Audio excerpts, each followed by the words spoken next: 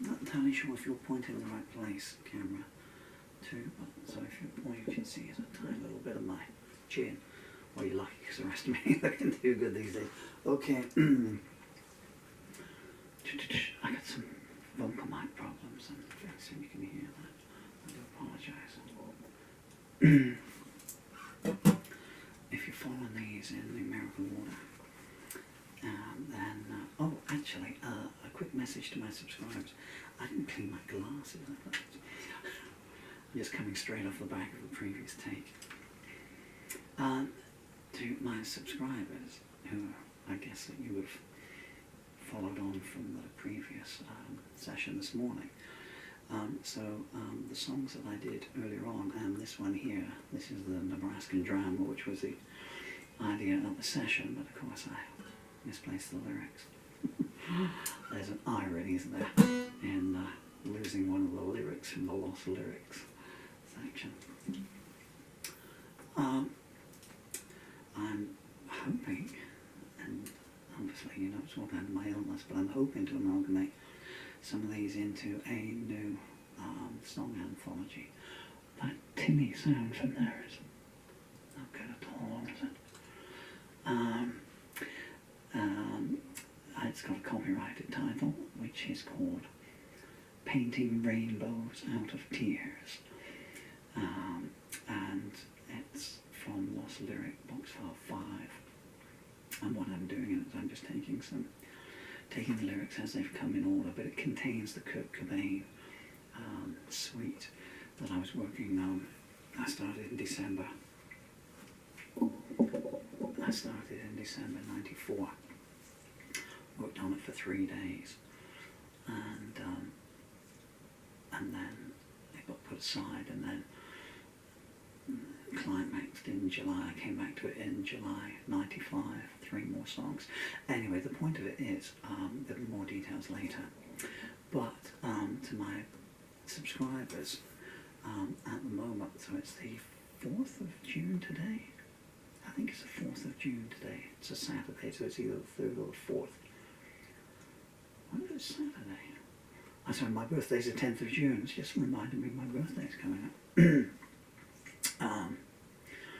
Where was I going? Yeah, so my subscribers, so a lot of you are overseas, and I have a lot of subscribers on the Indian subcontinent, so I hope this is making sense. But if you,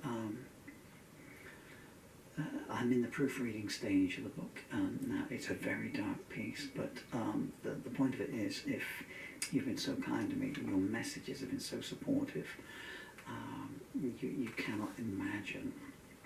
You have a rough idea of how I have to live, both with this disease and the lack of any help at all from the NHS in England, because I was misdiagnosed. 8 years, they said I had depression, 8 years. I mean, how's this for irony? Now I'm going off message again here, aren't I?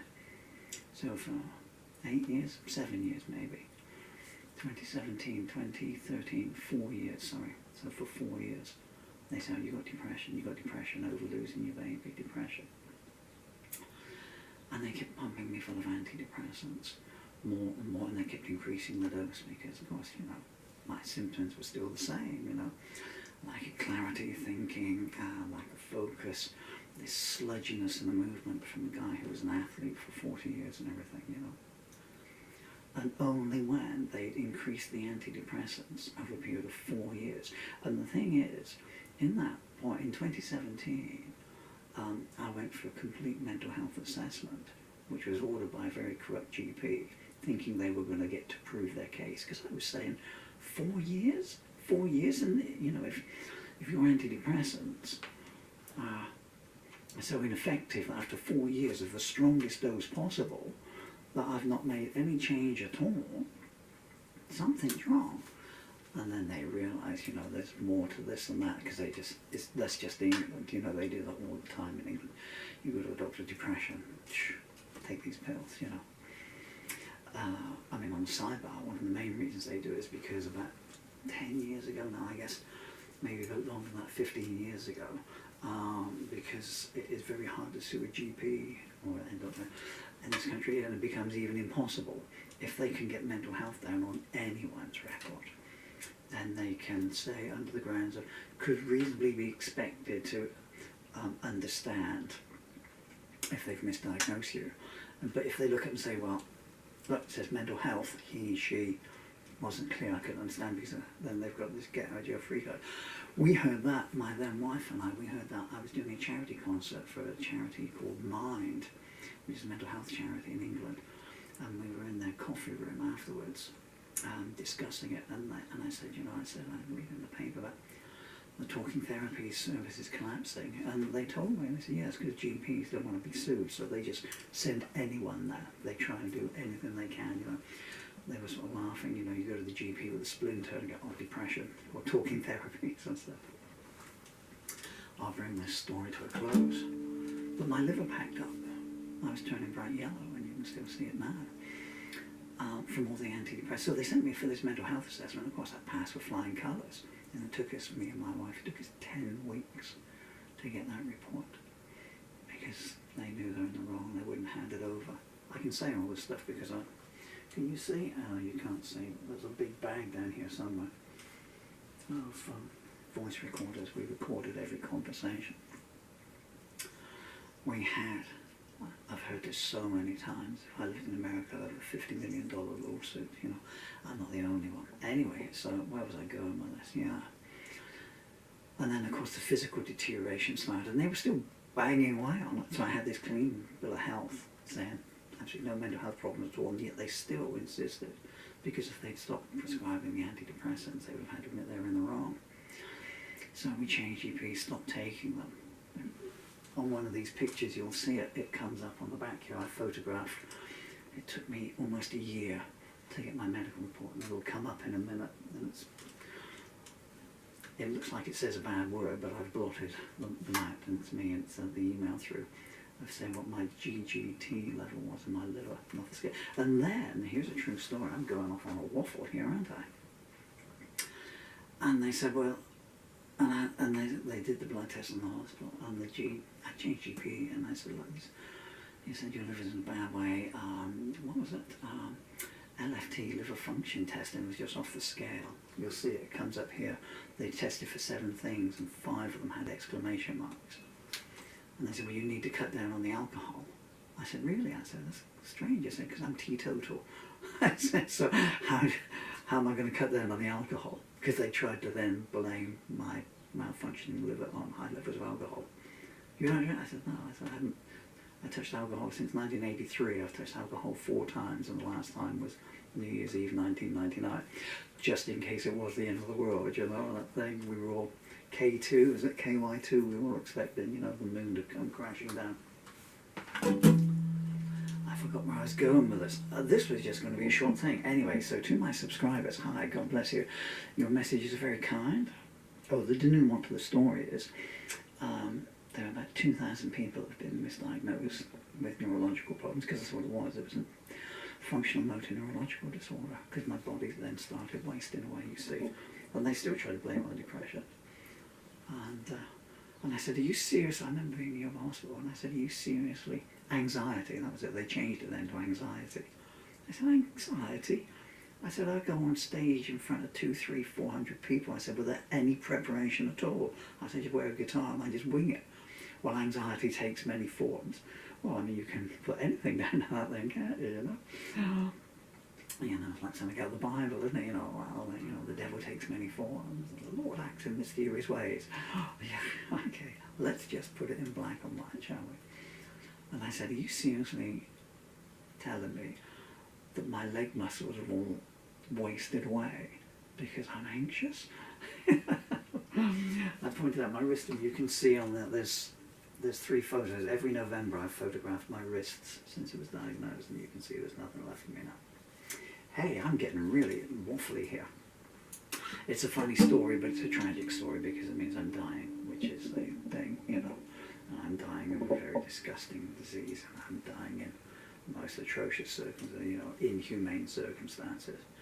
You can see I've got crutches now, I've got leg braces, which I had to buy myself, holding me up here, which is why you see me doing my Robbie the Robot thing. Anyway, to my subscribers, God bless you all. I'm going to have to do this one again, aren't I? If you contact me, if you want to, if you contact me, well, proofreading, maybe before June the 9th, I'll send it off. I'll have to get everything wrapped up before my birthday. I just don't like loose ends. I'll put your name in the back of the book. There's a little thank you in the thank you section where I thank all the people that have been kind to me in my life. The last book had 2 names in. I had to make one of them up.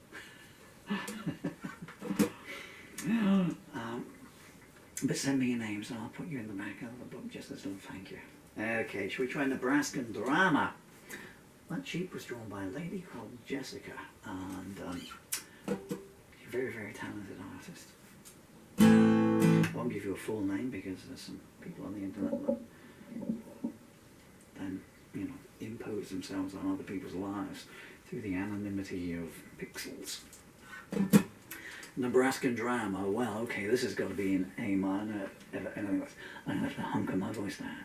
I wanted to do some of my punky voice stuff today, and I've done love songs and now this one. Nebraskan Drama, 2, 3, 4.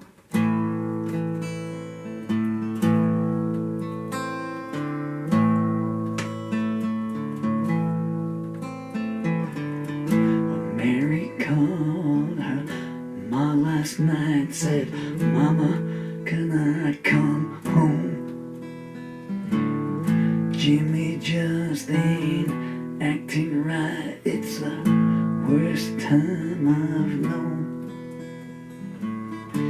Ever since he lost his job, he sits in his chair and stares. Talks a lot about checking out. I tell you, Mama, I'm scared.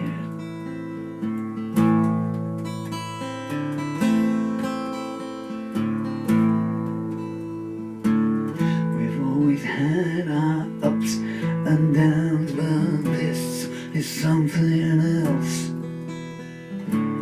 I catch his eye and he just frowns. It's like he's not himself. All the bills keep coming and I can't cope no more. Oh my, I just heard a shot from behind the bedroom door.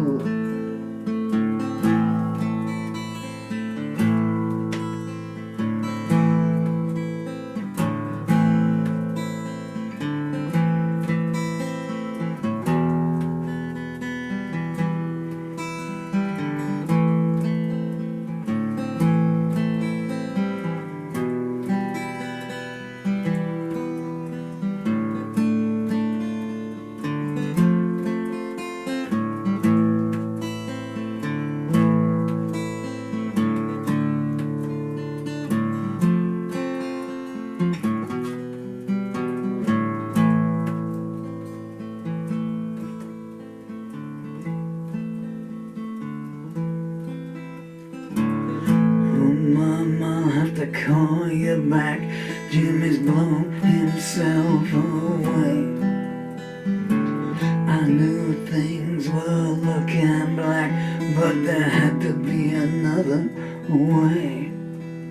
I'm 22 and widowed with a baby due next spring. It wasn't just his job they took away, they took everything.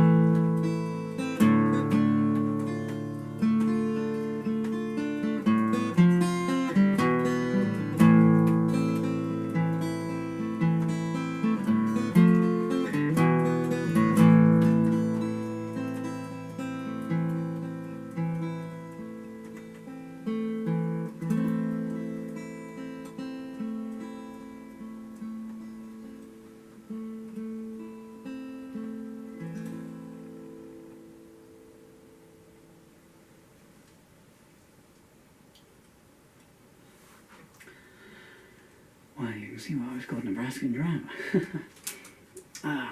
That song is so annoying. I wrote that song at 17:16 p.m. on the 7th of December 1994, and then I lost it because I wasn't playing live at that time, you know, so material would get written and then just far away. But then I lost it for 23, 24, 29 years. Peace and love. Subscribers, if you just send me a message with your name or anything you want written in there, and I'll just, in the back of the book, I'll give you a little mention, okay?